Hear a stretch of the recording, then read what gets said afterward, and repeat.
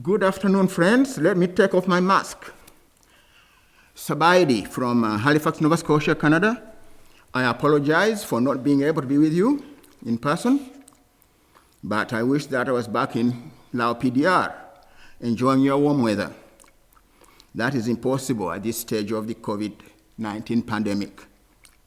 However, I'll do my best to introduce a draft paper which aims to address one of the main questions in the development and implementation of policies and programs in the agriculture sector. The question that is posed in the paper is how can we maintain a healthy and appropriate balance between agricultural commercialization goals and food security and nutrition in the sector.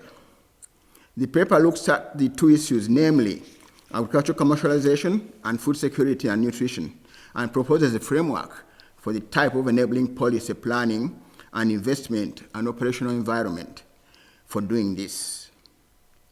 Only my name appears on the cover of the report.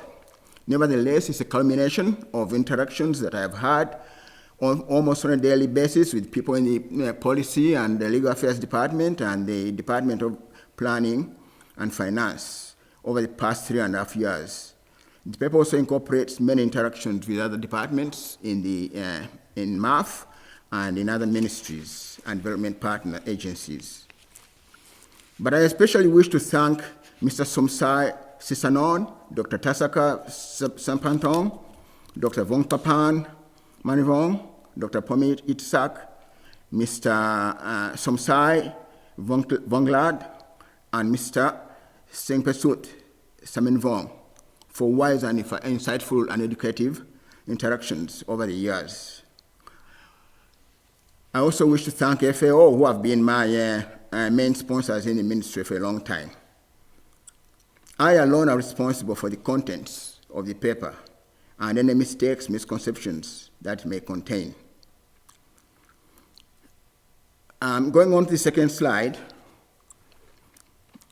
by way of background, the report is divided into 3 main sections as follows: an introduction, a situation analysis, and then the framework. And on the next slide, I present something on the situation in Laos with regard to the general economy. The GDP of Laos represents around 0.02% of the world economy. But Laos has been one of the fastest growing economies in the world for many years now. From a peak of 8.3% in 2012, it has declined to a peak, still a respectable figure of 4.7% in 2019. And GDP has grown from $7 billion to over $18 billion between 2010 and 2019. The growth will dip a little bit in 2020 due to the COVID crisis. Most of the growth in the Lao economy has been derived from high-profile direct investment in hydropower, dams, mining, and logging, and also construction. And as such, the economy is heavily dependent on capital-intensive natural resources. So, although Laos's growth has more recently been among the fastest in Asia, the country nevertheless remains relatively unindustrialized and has a very underdeveloped socio-economic infrastructure. Slide 4 touches on agriculture and the economy. The overall composition of the Lao economy is about 15% agriculture, 16% mining, 9% public administration, 7% services and others. And utilities and transport and utilities take up 53%, which is quite representative of the big hydroelectricity schemes in the country. So more than 2/3 of the population live in the rural areas and are engaged in agriculture. And the majority of agricultural production is for subsistence. The crop and livestock sectors have traditionally not played a very significant role in trade, but they are growing, especially with liberalization of trade policies. With regard to poverty, we turn to slide 5. Laos PDR is classified as a least developed country, or was classified as least developed country in 2017. In 2019, GDP surpassed $2,000 per capita. But still, Laos has not graduated because of sustainability issues. Laos is the country with the second largest proportion of its people living below the poverty line. Nevertheless, the country has made a lot of progress in alleviating poverty over the past 2 decades. The percentage of people living below the poverty line has declined from 46% in 1992 to only 23% in 2015, and Laos has achieved the Millennium Development Goals. However, there's still a challenge to ensure that all Lao people benefit in the country's development. In slide 6, I'll touch a little bit on the situation with regard to food security and nutrition. While Lao PDR has managed to reduce the proportion of hungry poor to 23%, the 2017 Global Hunger Index still rates hunger as serious in Lao PDR. About 25% of households are food insecure, meaning that they fall below the nationally defined minimum dietary supply of 2,400 kilocalories per day. In addition, many households, especially in remote areas, experience protracted periods of hunger during the year when there's no ready supply of staple food items. Malnutrition remains a major challenge, and the national stunting rate for children under 5 is just dipped below 39%. However, there's a marked variation in the hunger rates, both around the regions and by gender and by income levels. In slide 7, I mentioned Laos' susceptibility to disasters and climate change. Due to its tropical setting, the country is also exposed to a large range of hazards, including droughts, floods, storms, epidemics, earthquakes, and UXOs. The costliest disasters have taken place, strangely, after 2009. There was a decline in rice yields in 2018 due to extensive flooding in the south, and also in 2018 due to extensive flooding in the south, in the south, and in 2019 due to extensive droughts in the north. This situation was exacerbated by locust and armyworm infestations that started in 2015 and 18. Livestock production was affected by African swine fever that broke out in 2018.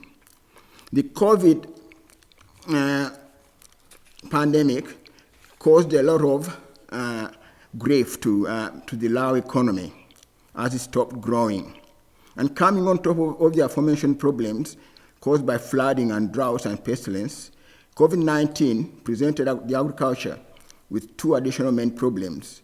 There was a reduction in demand for products and reduction in prices, and also there were disruptions in transport and distribution. Long term, Laos is very vulnerable to climate change. It's in fact the world's 73rd most vulnerable country to climate change. So changing climate patterns combined with poor access to to both markets and diverse livelihoods further worsen the situation in remote upland areas, especially where 25% of the households live. In slide 8, I briefly talk about the planning and policy and planning context. At the apex is the National Socio-Economic Development Plan. And this defines the national goals, but also lays down goals for the agricultural sector. So, in conjunction with the NSEDP, the agricultural strategy is prepared by the Department of Agriculture. The current agricultural strategy is to 2025 with a vision for 2030. And the ministry is in the process of preparing a new strategy. The National Nutrition Strategy is prepared by the Ministry of, or led by the Ministry of Health, but it has 4 priority areas for the Ministry of Agriculture to meet nutrition goals, which are enhancing cultivation of high-value crops, enhancing production of high-value livestock products, year-round availability of food, and promoting income-generating activities, especially for women. Within this context of planning, policy and planning, the government has introduced the Nutrition-Sensitive Agriculture Program. And it's supposed to coordinate between the ADS programs and the nutrition strategy interventions. But it still needs to be institutionally formalized and operationalized. In slide 9, I highlight the importance of balancing commercialization with food security and nutrition.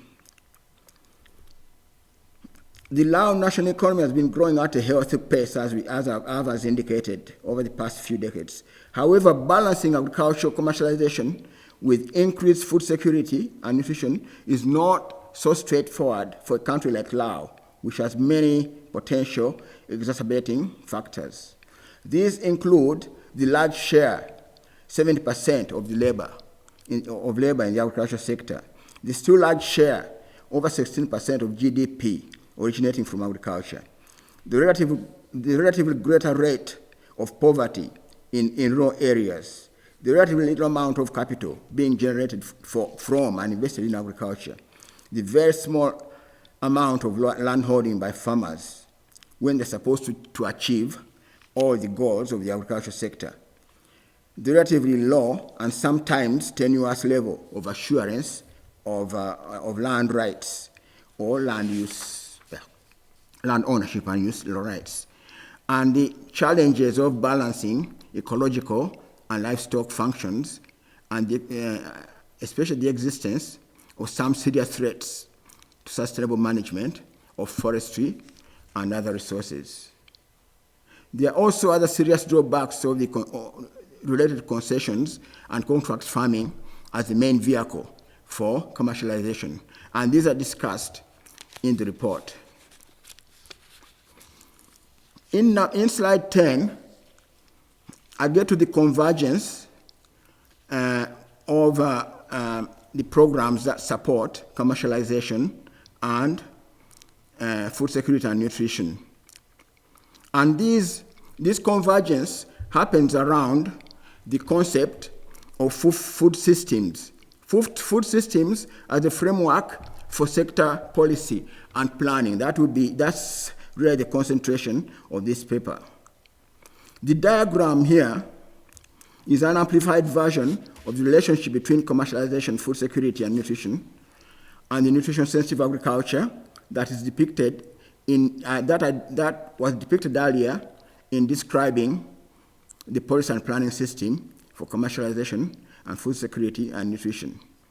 The food systems approach enables the policy and planning functions to integrate the basic relationships of commercialization and food security and nutrition, and the diverse ways in which the effects and counter effects of agricultural commercialization on food security and nutrition work, and vice versa, and how they can be balanced. The food systems approach represents the convergence of two approaches to the sector. Of course, one is commercialization of commodity production, and this we may call the efficiency-based approach. And the other is the food security and nutrition, which represents really the needs-based approach. So rather than being competitive, commercialization and food security under the food systems approach, commercialization and food security can be mutually supportive of each other.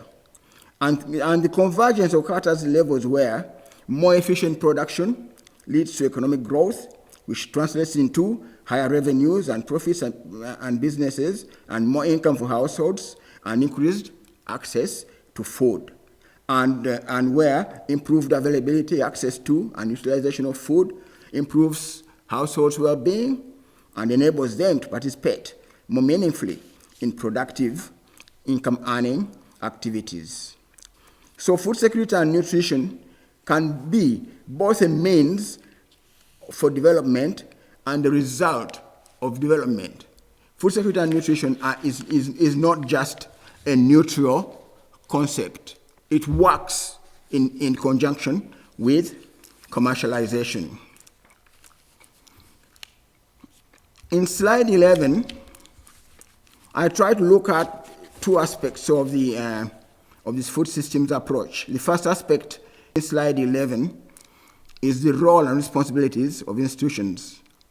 And it is important to appreciate that whether things are flowing from or into the more efficiently based commercialization approach or the more needs-based security and nutrition approach, everything is part of and happens within a food system. The food system is the collaborative network of individuals and corporate bodies, as well as private and public institutions, processes, policies, and factors that integrate sustainable food production, processing, distribution, consumption, and waste management in order to enhance environmental, economic, nutritional, and social health of the people and the country.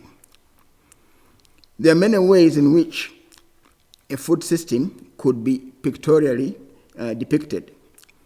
And so that picture, the diagram on the right, diagram 14, shows the role of the two lead food and nutrition security agencies of the government, the Ministry of Agriculture and the Ministry of Health, and the roles of other sectors and cross-cutting concerns on the for food availability, access, and utilization concerns. Despite the unique Laopedia distinctives, it is vital to always consider that there is a seamlessness between food security and nutrition, and there is a lot seamless between commercialization and food security and nutrition, and there's a lot more sectors, ministries, and other institutions involved in and influencing food security and nutrition and commercialization besides the Ministry of Agriculture and the Ministry of Health. The second aspect of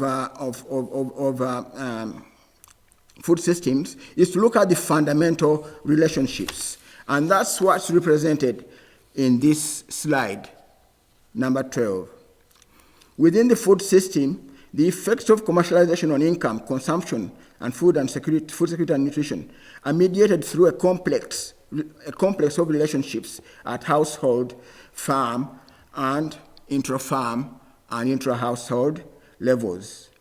The improvement of the status of a food-deficient and malnourished person has to come about by an improvement in the ability of that person to acquire more food or better quality food or both, and hence through the growth of income. An expected increase of production capacity and income motivates the household or individual household members to enter into the exchange economy and become more commercialized. The food system works well when increased sales of produce, purchase of inputs, and of farm employment occur on a voluntary basis. Commercialization contributes to a household's food security when responsibilities and preferences within a household ensure the sharing of gains. In other words, food consumption benefits are assured for all when markets exist and intra-household conflicts do not. Policies that foster commercialization focus on facilitating an open international. That says that I have completed my 20 minutes. Give me a few more minutes here. So policies that foster commercialization focus on facilitating an open international and domestic trade environment, improving hard and soft infrastructure for opening up new market opportunities, and on ensuring legal security. The income streams resulting from increases in productivity change, must reach people directly and indirectly. So policies and plans for commercialization of food and nutrition security need to be aware of some of the shortfalls of putting too much emphasis on commercialization. The real poor and vulnerable households and the